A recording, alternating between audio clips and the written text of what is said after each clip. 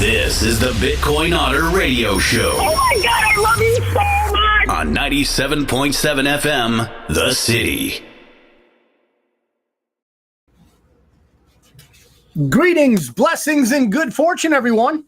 Glad to be with you on another Thursday here on 97.7 KCYP, The City FM, here out of McAllen, Texas. We are in the Creative Incubator, the McAllen Creative Incubator here. Okay, we're also going out on Facebook. We're going out on YouTube. We're going out on TuneIn Radio and Radio Garden apps. I personally use Radio Garden. I can attest to it. It's a good app. You can find radio stations from all around the world, and I have. You don't have to listen to them, for a ton, but at the same time, you're able to say, you know what? I can listen to a Japanese radio. Not to say you're turning Japanese or anything like that, but what I'm saying is, you and me can listen. We can listen. I got to find the audio here so I don't drown the sound out here. Listen. That's the wrong way, Otter. Okay, so what we're going to do today, ladies and gents, wow, we have so much stuff. Joe and I were talking just before the show that basically we have a smorgasbord to choose from. It's like our world is at a burning point, a flashpoint, if you will. It's just amazing how much is going on right now and how many things in our world are just going crazy. It just seems amazing how things are working out. I'm going to go through the usual economic barometers with you, the price points that I believe are important for us to know, and follow as we go on. Trying to get the comments here, so don't mind me. No, I don't want to comment. I just want to look at the comments. So what I'm trying to do is get everyone to the point where we can watch what it is, when it's happening, and know when it's happening. We know what is happening, It's not an issue of whether or not we're capable of understanding all these events and all these issues. We are. It's just a matter of, are we able to relate it to others? Because we need that critical mass. We need that amount of people that are going to grab onto what it is that we're saying, look it up for themselves, do their own research, come to a logical conclusion using their critical thinking skills. It's very important. In fact, I think that, and I don't mean to offend anyone here, but I think that if you're overburdened with degrees, meaning you've been institutionalized, meaning higher education has had their way with you for many years, your critical thinking skills need to be sharpened. You need to go back to that wonderment of youth when you used to wonder about things and not have a rigid structure with which to demand you keep your thoughts, opinions, and statements within those boundaries. That's all I'm saying. Anyway, think about it at the very least. Here's our economic barometer coming at you. Gold is at $2,032 an ounce. It has been above $2,000 for quite a while now. Don't know if it's going to go lower than it, but it's it's a good investment. Silver, $23.14 an ounce. Same, right? Bitcoin, ladies and gents, if you ever really wanted to get into Bitcoin, and I got another story that'll touch on this.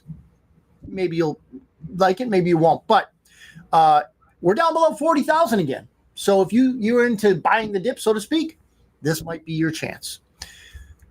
Now, the average mortgage rates, again, I like to say this, hopefully you won't have to buy a home. Hopefully you won't have to move. Hopefully you won't have to do any of that stuff. But if you do, you're looking at a 6.69% 30-year mortgage or a 15-year lock-in at 5.88. Neither of which is really attractive. But if you have to, you have to. I understand. And one of the things that, as you've watched before, or if you've seen, that I like to do is, Seven, good to see you, Matt. Matt says, I'm going to get my popcorn ready for the big showdown between Texas and the evil empire. Oh, Matt, we will be covering that. I guarantee you. First, we're going to have the verse of the day. You know, the Bitcoin Otter is a private membership association. Okay. It is also a 508(c)(a) faith in God organization. Okay. So I take that seriously because if it wasn't for God, none of us would be here. But he's had to do a lot to get me to where I'm at. I'll tell you that. So the verse of the day. And this is to all of you listening, watching now, live, and whenever you get a chance to watch this.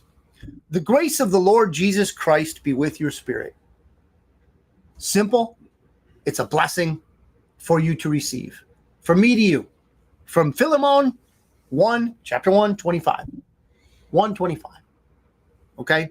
The grace of the Lord Jesus Christ be with your spirit. Okay? I wish that upon everyone because I'll tell you what, when Jesus came, when I finally realized who he was, my life changed for the better. I'll tell you that. Crypto news. This is from cryptonews.com.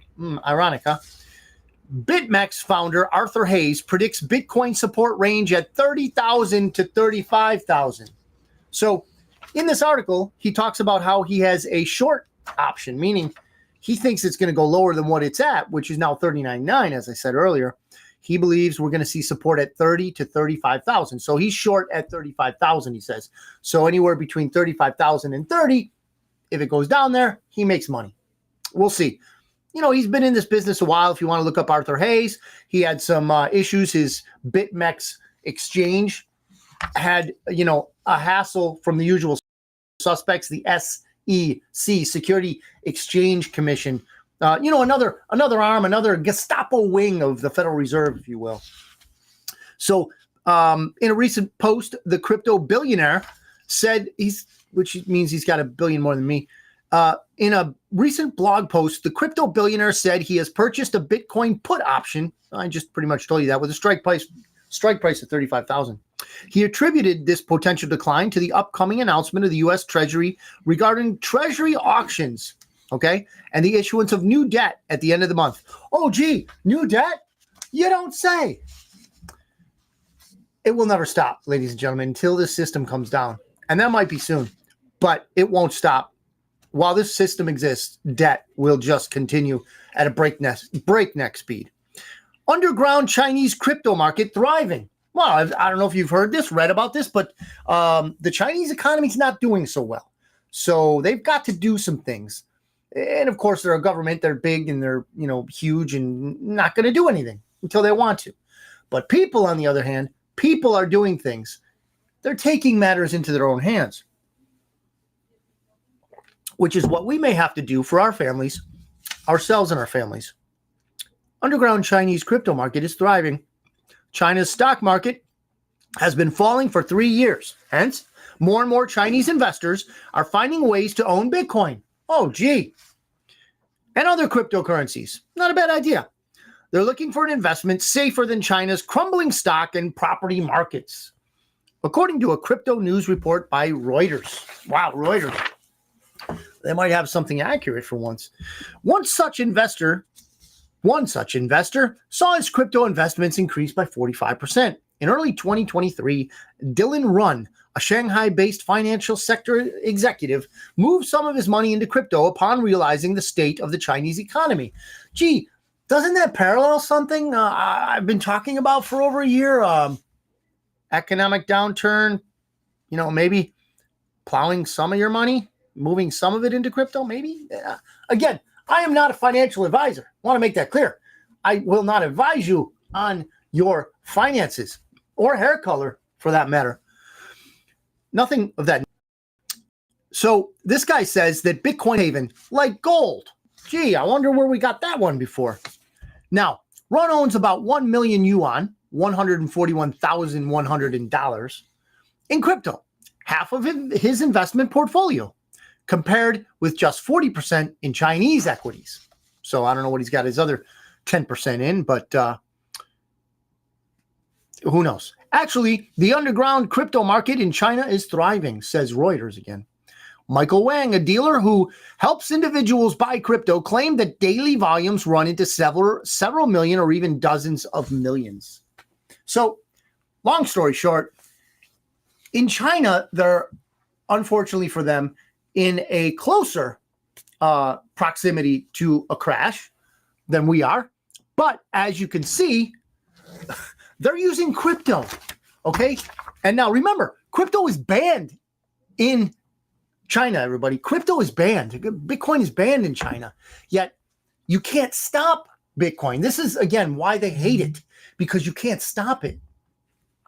It's everywhere. And I would imagine that even all you need to do is use a VPN, right? And you can mask your actual location, and you can trade or buy Bitcoin, because the economy is just, crapola, right? I mean, I guess in China, they're worse than we are. Hard to believe, right? But apparently that's true. So who do we have here? 7 gives us the thumbs up. Mark is on. Rosselli is on. And Tim says, I also think it's going to be 33-34. Okay. So Tim's I assume that's the support that we're going to receive for the Bitcoin price at 33,000 to 34,000. Are you a buyer then? I don't know if you're a Bitcoin guy, Tim, or not, but if somebody's waiting for a dip, I'll tell you that would qualify as a dip. Okay, everybody, this is something that we have to talk about. Matt already alluded to it.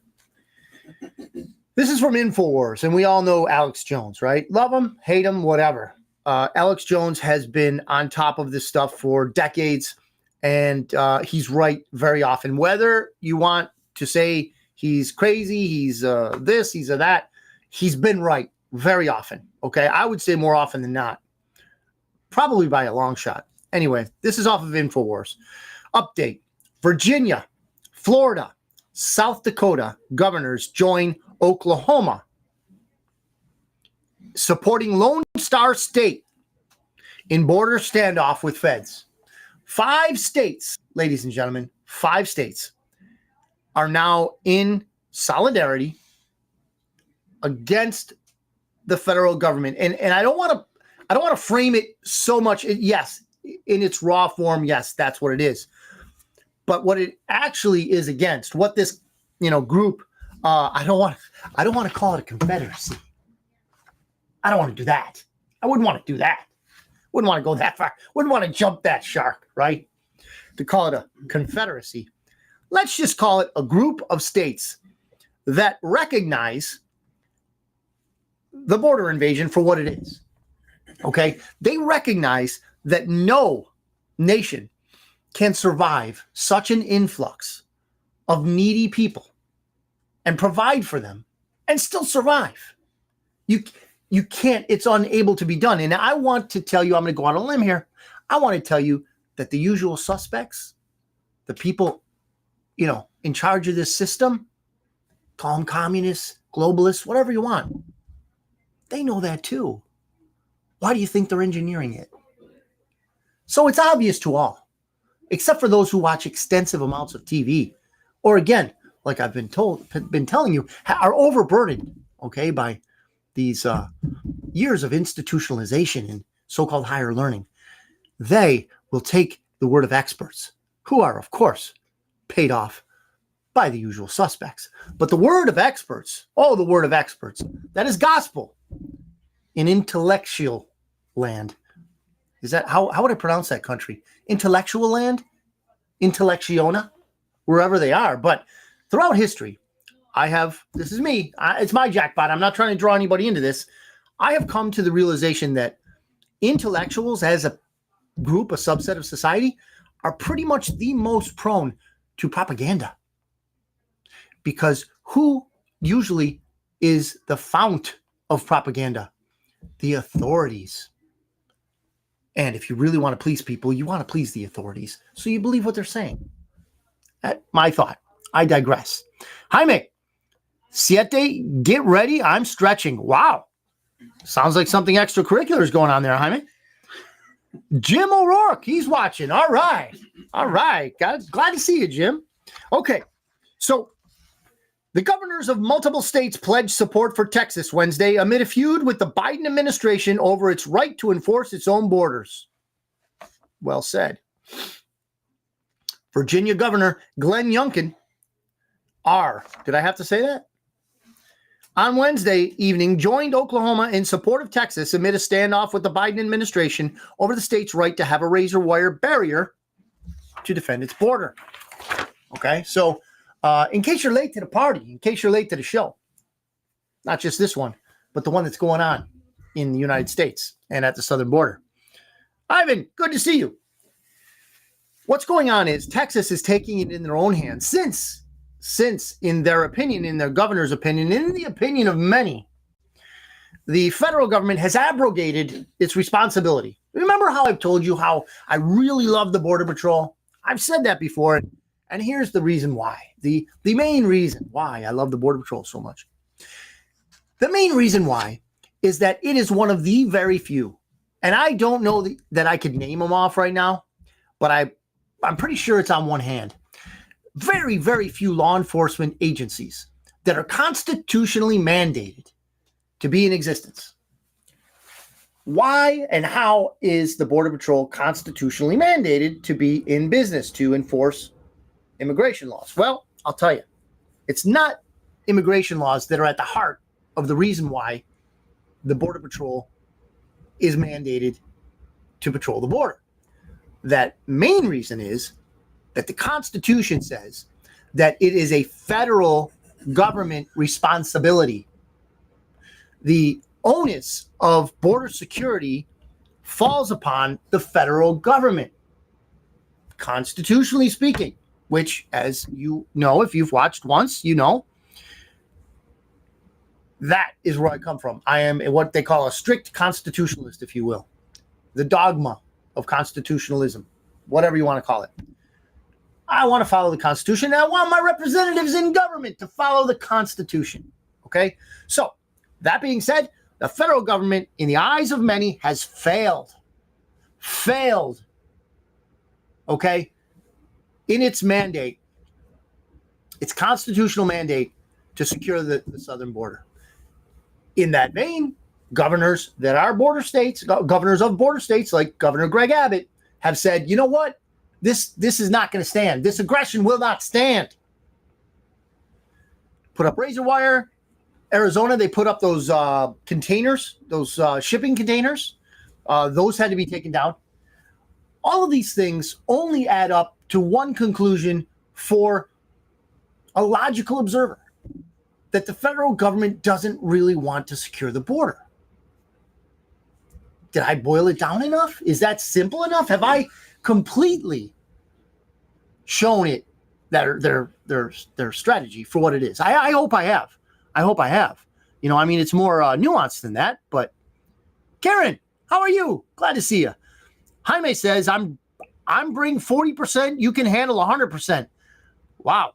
I'm not sure what you guys are talking about, you and Seven, but you might want to offline on that. Seems a little aggressive, Jaime. I don't know. Maybe grab yourself some Java. Calm down, maybe. Getting a little workout over there. So what we have now is kind of like I won't say a one-upmanship. I'll say it's Governor Greg Abbott wanting to secure Texas's border because, as you can imagine, as an elected official, he's under fire too. If New York thinks it's tough, if Chicago thinks it's tough, and they do, the communities in New York and Chicago are up in arms because, like in New York, I don't know if you remember, but a full school of students was emptied out because the migrants needed a place to stay. Now, migrants is the word that the federal government uses because they want to paint the picture that these are people that left because of hardship. And I'm not saying that many of them didn't. Okay, it's not easy to live in those South, in Central American countries after what the central banking system has done to them. I'm not pretending it's easy there. What I am saying is that they have been lured here, invited here, promised things here, and not only have they been promised things, they've been given things. Cell phones, debit cards that refill every month. Wouldn't that be great? That'd be awesome. I digress. Now, Greg Abbott, what he's wanting to do is shore up the borders. Okay, he doesn't want, I'm sure he's a patriot. I would imagine he is. I haven't talked to him personally. We haven't drunk any coffee, beer, water, or wine. But I would imagine he's a patriot. I would imagine that he wants to do something about this, especially since it's his home state that's being invaded like this. So he deployed the razor wire. He deployed all of that, including the Texas National Guard, others. Okay, so there's others now. Now we have 4 other states that are willing to send National Guardsmen and women to the border. Okay, so we're going to see how this develops. But to go into this a little, I want to read you something that I've put on my Facebook page, and you are free to read it. Please read it. It's a letter from Governor Greg Abbott. I don't know if it was specifically penned to the resident or not, but he basically states that he will continue to do what is necessary on the southern border to defend his state from invasion. So this is the first sentence of Greg Abbott's letter, and it means something. It wasn't just randomly selected. Let me continue. First sentence of Greg Abbott's letter. The federal government has broken the federal government has broken the compact between the United States and the states. If anyone, and I'm not going to say, oh, I'm this, buff. I do like history, but I didn't know this. I had to get this from, I can't remember, Gwendolyn Roque Dexter on X. So this was chosen for a reason. So there's a thing out there called the compact theory. Now we're going to go with the wiki version of it. And we all know that wiki is ruled by the usual suspects. So take it or leave it. But according to Wikipedia, right? The compact theory goes like this.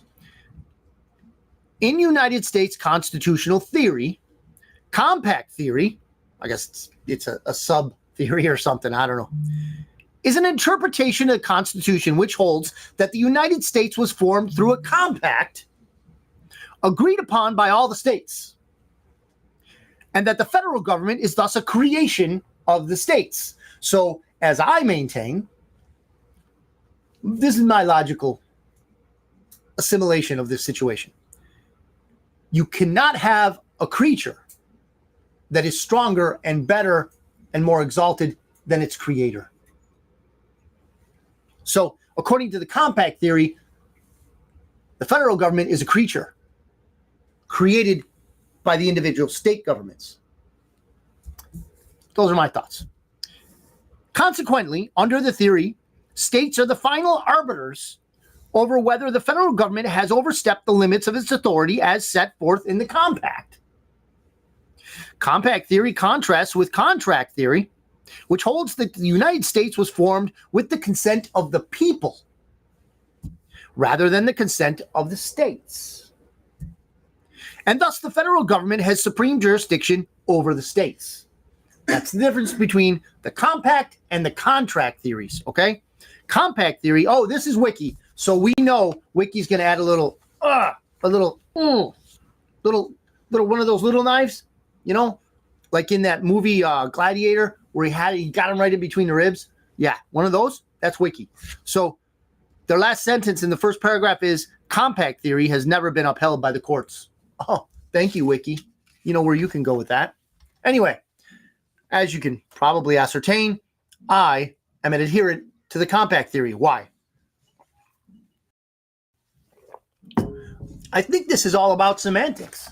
Meaning, when you think of the compact theory, you think, okay, what formulated first? What was formed first? States were formed first. First, of course, they were colonies, and then they became states, right? And then those states, through representation by the people, formed the federal government. So now the federal government is saying, no. The people formed the federal government, and they call that contract theory. Okay? I hope I'm articulating this well enough. So those that say that there is a contract okay, that places the federal government above all the states, say that the origination of that federal government comes from the people, so it's better. Because, yes, we all know that we, the people, okay, we are all together, all of us, in a performance of manifest destiny, because we make the decisions. We, the people, the power of this nation, the authority of this nation resides in we, the people. Theoretically, and it should, and it did at one point, I believe. Some believe otherwise, but I think it did. It no longer does. No longer. So, to me, it's a cop-out by the federal government to say that the people, so they skip the state government and representation on that level, to say that the people themselves directly, okay, without representation, created the federal government. I think that's hogwash. Now, I am not a learned individual, as you may know. I have no time. So I can't go on 3-hour-long lectures of this stuff. I'm just giving you my opinion. You may or may not agree. Semantics says 7. Yeah, exactly. And no fear. Absolutely 7. As a Marine, you would know that. Semper Fi, sir. Semper Fi. Okay. So comment as you will. Please let me know what you think about that. BitcoinOtter.media@gmail.com. There's a lot going on. There's a lot of ins and outs and all that. A lot of things about this, nuances, if you will, that we don't know what's going to happen yet. We really don't. But don't let people stoke you up into this Civil War talk and all that kind of stuff, okay? Texas did what it did in stepping aside. I won't say they back down because they're still going to take other actions. They're stepping aside for the moment in that certain area and allowing, the concertina wire or whatever it is to be cut. So that's that in a nutshell. We'll see, and I'll keep you updated. I'll be sure to keep you updated on this. This is from Gateway Pundit. Arizona GOP Chairman Rhino. Remember, it's the Gateway Pundit. They're rather blatant. Arizona GOP Chairman Rhino. If you're not familiar with Rhino, it means Republican in name only. I'm not a Republican, everybody. Do what you want, Republican, Democrat, but I just want a patriot to represent us. Jeff DeWitt announced on Wednesday that he will resign from his position over a leaked audio recording of him attempting to bribe Kari Lake. You know I like Kari Lake, right? From fighting against Arizona's rigged elections and running for office in 2024. Remember, this is the Gateway Pundit. So I listened to this, and it was pretty blatant, man. I mean, I listened to the recording, and it was obvious this guy was putting pressure on her. And the money was right there. He basically said, yeah, they're going to put their money where their mouth is. And she asked who it was. He said, oh, important people out east, and that kind of mess. So that's okay. He used the tune. Okay, so he's playing the victim now. That she wasn't trusted to engage in private and confidential conversations. So when this DeWitt guy is talking crime, he doesn't want anybody telling anybody else, apparently. But this is what I want to close this story off on. So Kari Lake retorted, oh, before I do that, I want to tell you that she's been threatened, right? So DeWitt says he encouraged Kari Lake to take a pause, step aside from politics for a couple years, and offered her a job on behalf of people from back east. So Kari Lake basically retorted and said, they're going to have to effing kill me to stop me. Man, she's a trooper. Lord willing, and I pray protection over her and every other person in the public eye. There's no need for that. And I know people are talking about it now a lot in reference to Donald Trump. I understand that. But this woman, I'll tell you what, she's got more testicular fortitude than most of the men that you see around now. I don't want to get into it too deeply, but I really admire the moxie that this woman shows. She's a patriot. If you look her up, check out her, and of course, if you're going to watch TV, you're never going to see anything good about her, right? If you're going to read a newspaper, there will never be anything good about her. But listen to what she says. Judge her character by what you see and hear from her, okay? Do yourself a favor. You be the arbiter of truth in your own mind. Okay. This is something going back to the financials from Reuters. ECB, that's the European Central Bank. Oh, this is interesting, guys. Asks some lenders to monitor social media for early signs of bank runs. Ooh, this is from Reuters. So, take it with a grain of salt. But ECB, that's the European Central Bank, asks some lenders to monitor social media for early signs of bank runs. So basically, if you're on WhatsApp, you're on Insta, you're on whatever, hey, man, I'm taking my money out. Oh, really? Why? I think the banks are going to crash. Wow, maybe I'll take my money out. And then the other guy goes on Insta, goes on Facebook, goes on YouTube, whatever he goes on. Wow, what happens? A bank run. And what does that mean? That means that the banks can't take your money. The banks in an emergency want to take your money. It's called a bail-in. It's been legislated already. If not legislated, some lobbyists from the banking cartel have written the legislation, given it to their stooges who have signed it, placed it on the floor for legislation. It was passed. And now it's a rule we got to live under. It's called a bail-in, layman's terms. So basically, on the next go-around, which the last one was 2008, on the next go-around, instead of a bailout from the federal government, they're going to get bail-ins from you and me. Any money you have in the bank will be considered theirs. Actually, it is considered theirs right now. So think about that. Don't believe me either. Don't believe me. Look this up. Throw me some tips if you find some information. Please, I'm all ears. BitcoinOtter.media@gmail.com. Also, from the Expert Joe, my favorite studio and radio station owner, I'm going to take a break at this middle and say, hey, we're on 97.7 KCYP FM, the city, out of McAllen, Texas, listening to us in the local area. Then we also go out on Facebook, Bitcoin Otter and Chris Ott channels. We also go on 97.7 FM, Facebook, and YouTube. Also, TuneIn Radio is an app, and Radio Garden is an app that I use. Radio Garden, I like that one. I listen to my hometown, like most of you know, is Buffalo, so I listen to a Niagara Falls station. A lot of good old music. I just don't hear anymore. Certainly not on the radio. So that's good. Now, I also want to do something in the middle here. I got to promo this, guys. I got to promo this. Next week, we have a great show. I mean, we usually do. I'm being humble here. I got a lot of help. But next week is going to be our Hospice 101. Now, that doesn't sound like it's exciting, right? I understand. For all this stuff that we have a lot of good stuff to talk about. But I'll tell you what, this is important stuff. Not that all the other stuff we don't talk about is important, but this is personally important for your life, for my life. Okay? This will affect us. I know it has me in the very short term that I've been investigating the whole hospice idea. Now, I have a little bit of experience with a dear aunt that she was undergoing or being in the hospice care situation. So I want to tell you that from my long distance experience, but from my sister's personal experience, how they were with my aunt, the experience that my aunt, from my sister's point of view, had was a wonderful one. Now, hospice is something that we don't all understand, hence our 101 next week. Okay? We have our very own Julian Silva coming here. He's going to tell us a lot.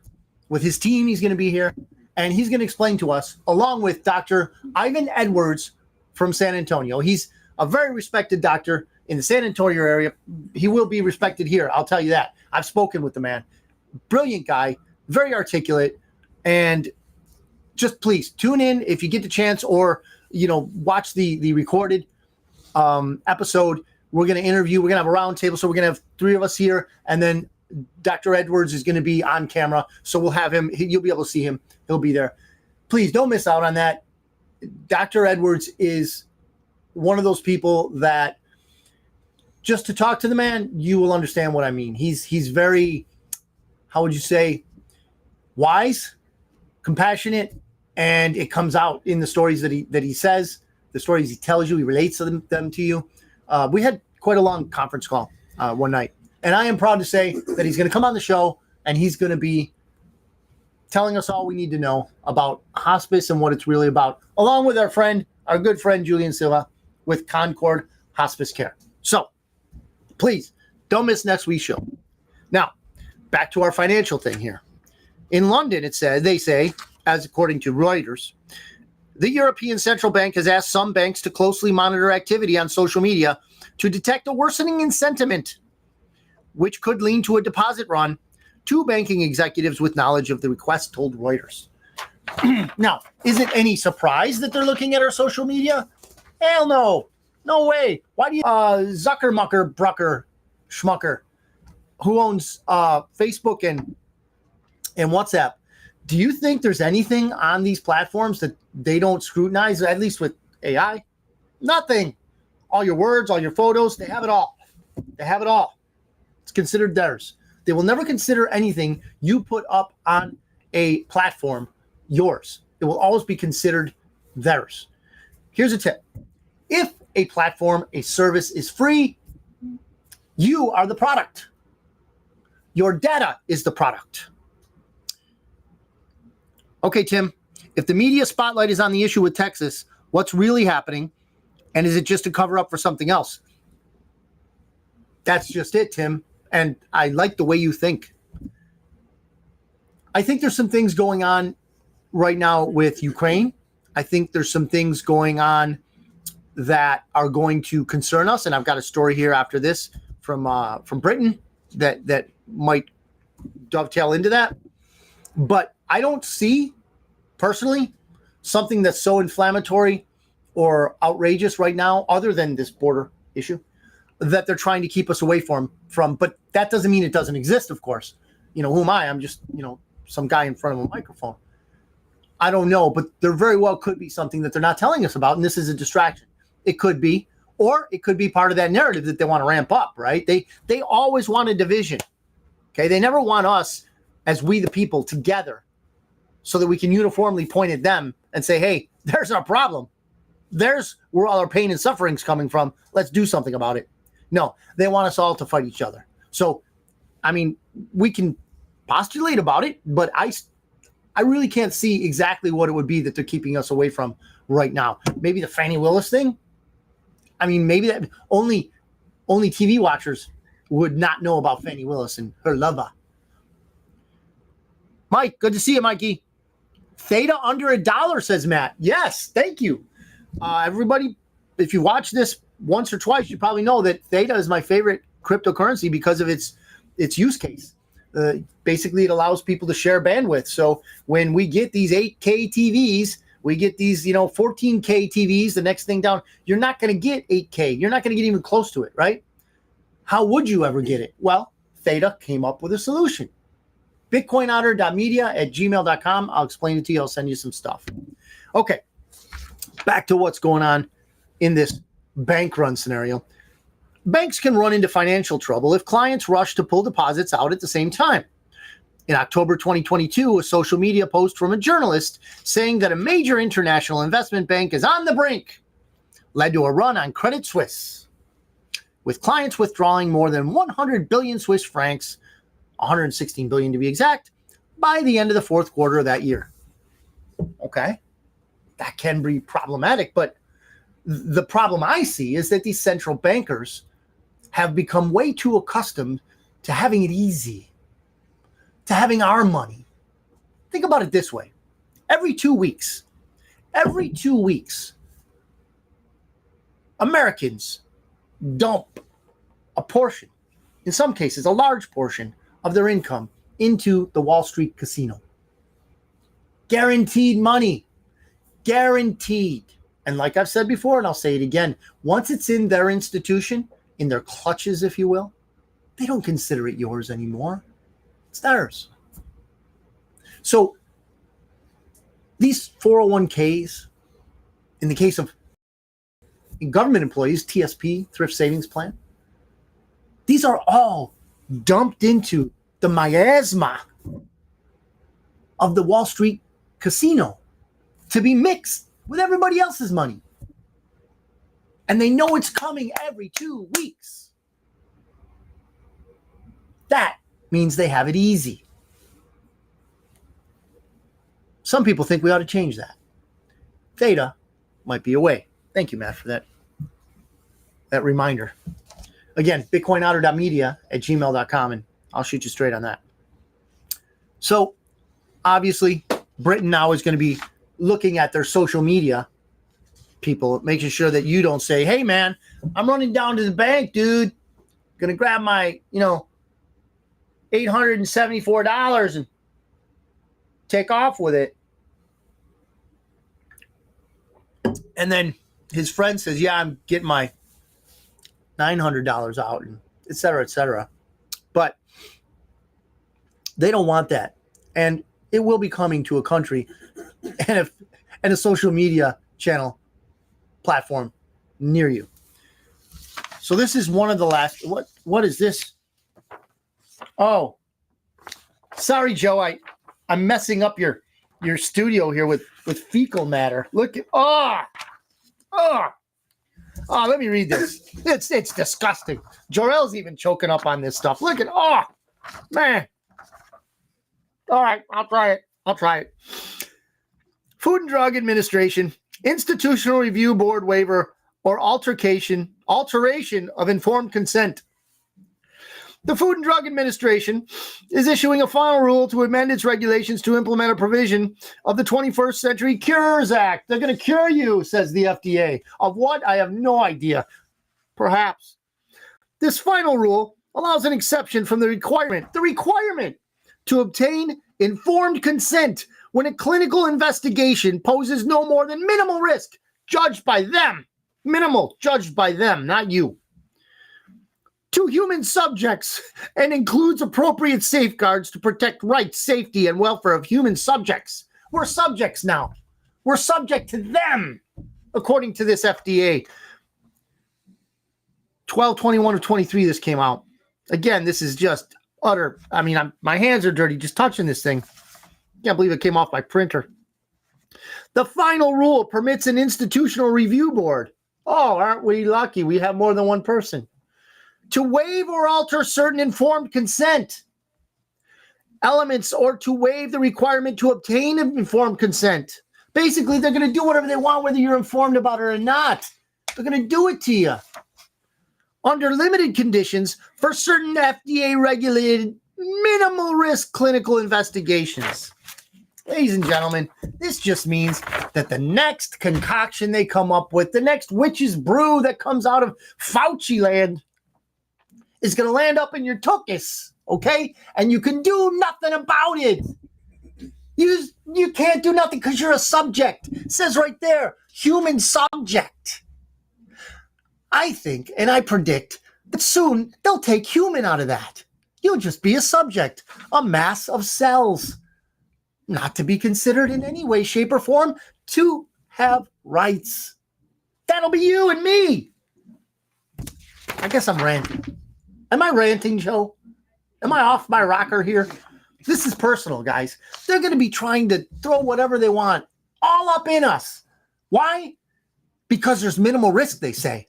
Tell that to somebody with myocarditis. There's more and more people having that every day. I digress. Sky News. British citizens should be trained and equipped to fight in a potential war with Russia, military chief says. It's coming from I won't call him great, I'll just say Britain. This is coming from Britain. General Sir Patrick, he's a knight. General Sir Patrick Sanders, the outgoing chief of the general staff, said increasing army numbers in preparation for a potential conflict would need to be a whole of nation undertaking. To these people, whole of nation means, a couple guys, a couple people, the right people in the cabal, in the construct, right? In the mafia. So the comments, this is again from Sky News, the comments first reported by the Daily Telegraph are being read as a warning that British men and women should be ready for a call-up to the armed forces if NATO goes to war with Vladimir Putin. Again, with Vlad Putin. Not that I've had any beers with him, okay? I'll call him Vlad. We're not, barbecue friends or nothing like that. But again, I just ask you all, please do yourselves a favor and listen to the people that are named in this swill. Listen to them. Judge them based on your criteria, not the criteria of these numbskulls in the mainstream media. Have you ever seen a press junket in Russia presented by Vladimir Putin? Have you ever seen one? I have. He is nothing like Mumble Mouth here in the U.S. He's nothing like that. Not at all. His wife is nowhere to be found to help him put on his jacket and find his way off stage. He spends hours, literally hours, and he goes back into Russian history, not only reminding the Russian people of what's going on now and how it relates to then, but giving a basis for his current policies in whatever, scenario he's speaking on. I'll tell you what, if you do that, and yeah, you will be beholden to translation. I understand that. But try it. Try it. Maybe then even look into alternative history recordings of Russia and America throughout history. Okay, yes, the Soviet era, which happened after the Bolsheviks, the usual suspects, and we know who they are, don't we? Those usual suspects, they energized, armed up the Bolsheviks to take over and create the Soviet Union, which would have stayed pretty much after the whole, glasnost thing, right? We would have had the same types of people that we have in this country and in Europe, in Russia, doing the same thing to Russians that they're doing to us. But Putin came in and kicked them out. So you be your judge. You be the judge. Judge history through your own lens. But please give these people a chance and don't listen to the reporters. Let me see what's here. It comes after Defense Secretary Grant Shapps said in a said in a speech last week that we are moving from a post-war to a pre-war world. We know people like that. One of them's named Nikki Haley. And the UK must ensure its entire defense ecosystem is ready, meaning the United States, to defend its homeland. But Downing Street ruled out any move towards a conscription model, saying that army service would remain voluntary. My tookus. No way. And I'll tell you what, ladies and gents, I have draft age kids. I'm not willing to give them up for these crazies, these nut jobs that want to start a war where no war is warranted. Nobody's attacking us other than the ones that are coming in through the southern border. Renee, good to see you. Bridger, hey, haven't seen you in a while. Glad to see you're on.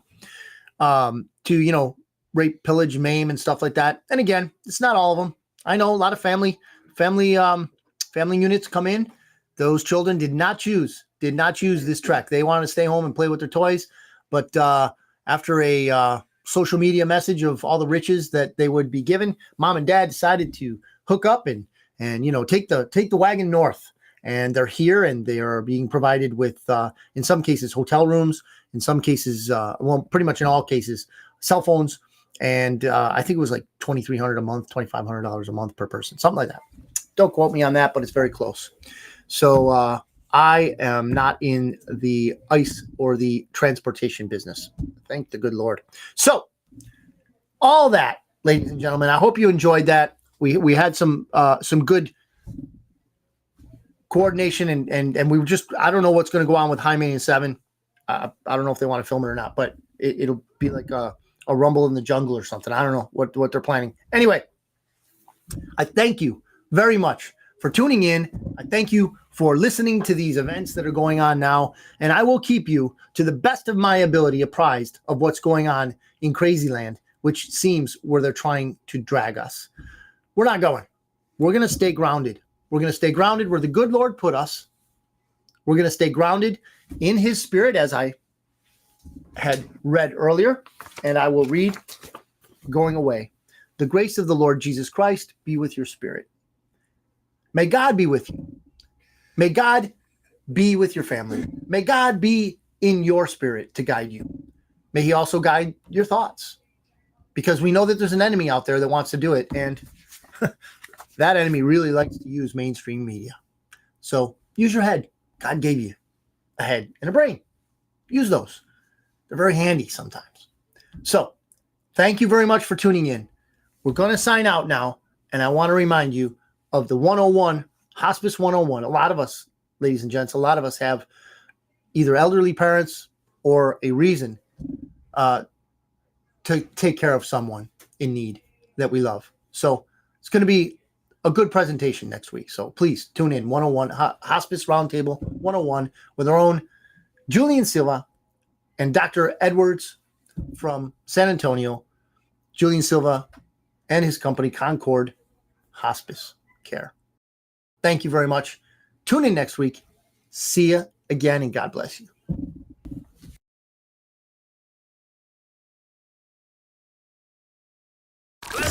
This is the Bitcoin Otter Radio Show. Oh my God, I love you so much. On 97.7 FM, The City.